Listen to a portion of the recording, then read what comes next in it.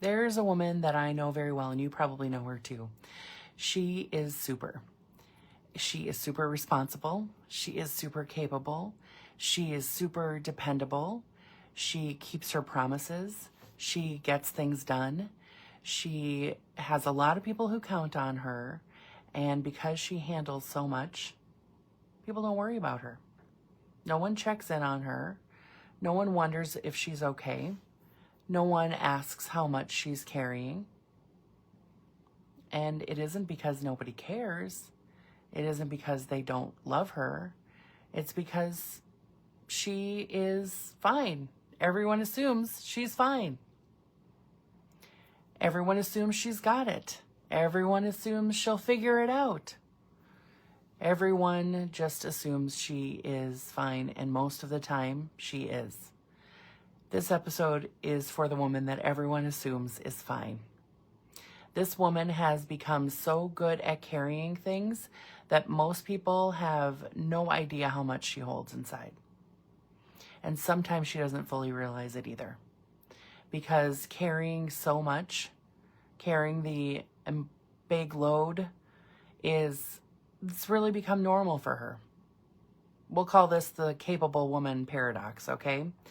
The stronger you appear, the less support people tend to offer. Have you been there? People assume you're okay. They assume you got it. They say things like, you've got this. And they assume you'll figure it out. And you usually do. That's the thing. But carrying everything alone has a cost.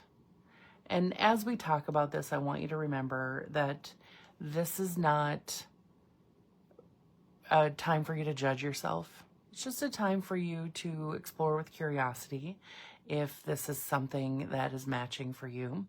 And if it is, this is about looking at the data, accepting the data, not being judgmental about yourself or that you've been doing anything wrong. Because this is where we've been trained. This is what we've been trained to do. To carry the mental load, to carry the emotional load, to carry and be responsible. That's what we've been trained to do for a very, very long time. We've been trained to carry the mental load, the pressure, the constant thinking, emotional mountains inside, responsibility for everyone and everything. We've been trained for that. And many women become experts at appearing calm, carrying far more pain, frustration, resentment, heaviness than anyone ever could realize. That's the part that we don't talk about very often. You can be deeply loved and still feel alone with what you're carrying. You can have wonderful friends, a wonderful husband, partner. You can have wonderful children. You can have wonderful people around you, a wonderful team, and still feel like there isn't anyone that you can completely exhale with. Because loneliness isn't always about being alone, is it? It's sometimes about feeling unseen. Sometimes it's about feeling unsupported. Like no one really gets everything that you're going through anyway.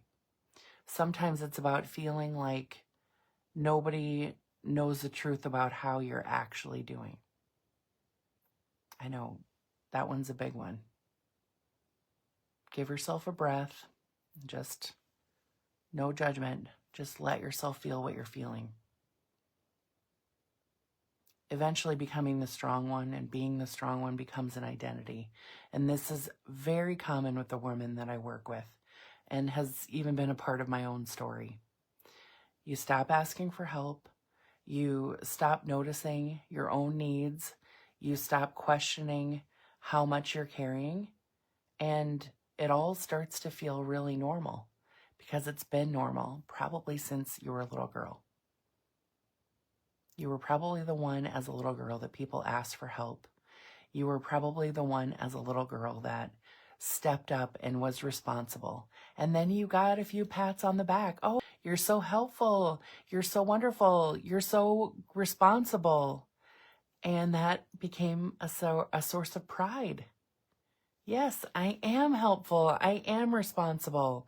Yes, give me more responsibility because then I know I'm valuable. I know, breathe that in. Just breathe that in for a moment. Let that little feeling sink in. Let that little realization sink in. These patterns that we developed as children have served us. They helped us build the life that we have, this big, beautiful life. And still some of the patterns hang around because the body, the subconscious mind, they don't get the update that you're living a different life now.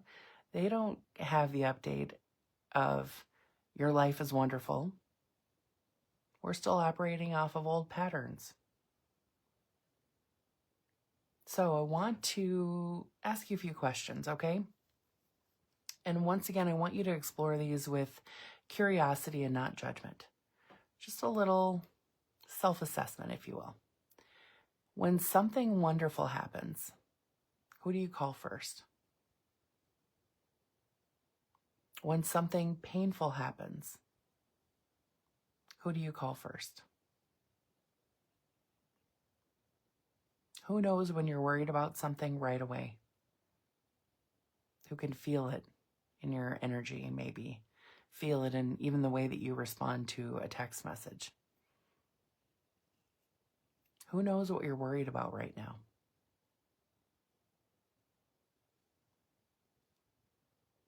Who knows what you've been carrying lately? Who do you confide in? Who do you let yourself cry with?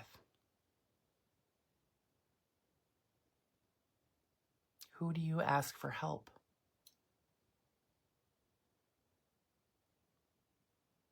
Who checks on you? And who notices when you're struggling? Who knows the truth about how you're actually doing? Take a moment with these questions. Take a breath. You may have some emotion. You may have a little or a big tear streaming down your cheek if this is hitting home for you. Some women have these answers. They come very, very quickly. And others, there's a long silence. And the silence is worth paying attention to. And I also want to ask you something else. When was the last time you let someone take care of you? Not compliment you, not appreciate you, not thank you, but actually take care of you. When was the last time you allowed yourself to receive support without earning it first? Without reaching the breaking point, without carrying everyone and everything until someone finally noticed. I want you to take your time with this. Be gentle with yourself, because the women who carry the most often are the least likely to talk about it. That's true. This is so important. I'm going to say this again. The women who carry the most are the least likely to talk about it. They minimize it. They explain it away. They assume, well, that's just life because that's what they've been doing for their whole life. They tell themselves, I'm fine. Even sometimes they're practically biting through their lip as they say fine. It's not that bad. They tell themselves, I can handle it. And what I've learned is that carrying less is a skill. It's a skill that can be updated when the patterns about carrying all the responsibility are updated. And receiving support is a skill. Think about that for just a moment. Receiving support is actually a skill that can be developed. Allowing yourself to be held, to be supported, to speak your truth, to feel your feelings, and to feel safe doing it. That's actually a skill that can be updated, can be learned as the patterns are updated. Many women, it's a very hard skill to learn because we've been trained throughout our whole lives, and now we're in our 40s, 50s, 60s, 70s. And what would change? How would that change unless we actively worked on changing the patterns that didn't allow us to be supported in a way that is really, really healthy and actually truly supportive? Somewhere along the line, we've become so identified with being the strong one that receiving support started to feel uncomfortable. Maybe even made us feel like we were weak. Because these women, and this was my life too, we know how to help. We know how to give. We know how to show up. We know how to do most things or figure most things out. So receiving feels unfamiliar. But being the woman who everyone depends on is not really the problem. Being the woman that no one can support is. They're two very different things. So I want you to think about, what if something else were possible? What if you could have a totally different pattern, subconscious pattern running the show that would allow you to receive support, would allow you to still feel comfortable and proud of yourself and not think that you're weak by having support?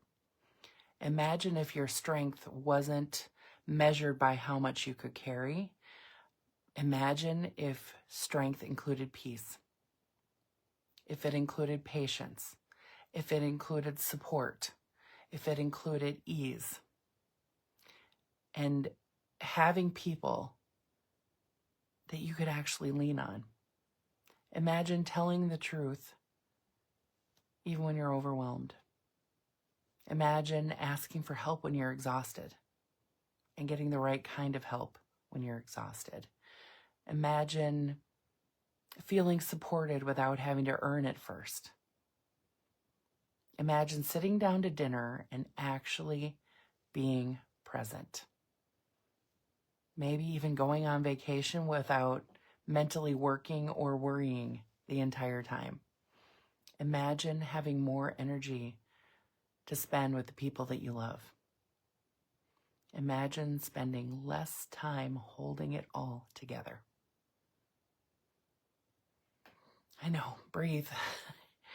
This feels so wonderful to think about, doesn't it? And sometimes when an outcome feels really wonderful, we think that it's going to be a hard, long, arduous journey to get there. And it doesn't have to. You can have more time enjoying your life, more time feeling like yourself without it having to be a 12, 20, 30-year journey to get there. Because that possibility is available right now. If you are the woman that no one worries about, this episode is for you. And maybe it's time someone did.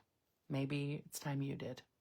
And I say that with the most loving heart, because as the strong one, as the former strong one, the strong ones need somewhere to lean. And the women that I work with don't just learn how to stop carrying so much.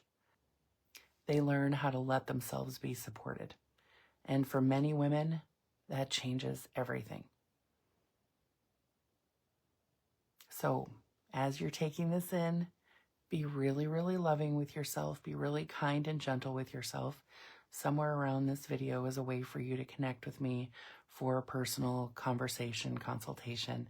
We'll talk about where you are and where you want to be and a path that can get you that lasting transformation and allow you to feel very supported and safe, feeling supported and letting yourself be free of the things that have been weighing you down, holding you down, heavy on your heart. All right, drink lots of water. You already moved a lot of energy here. Be very loving with yourself, and I'll see you next time. Bye for now.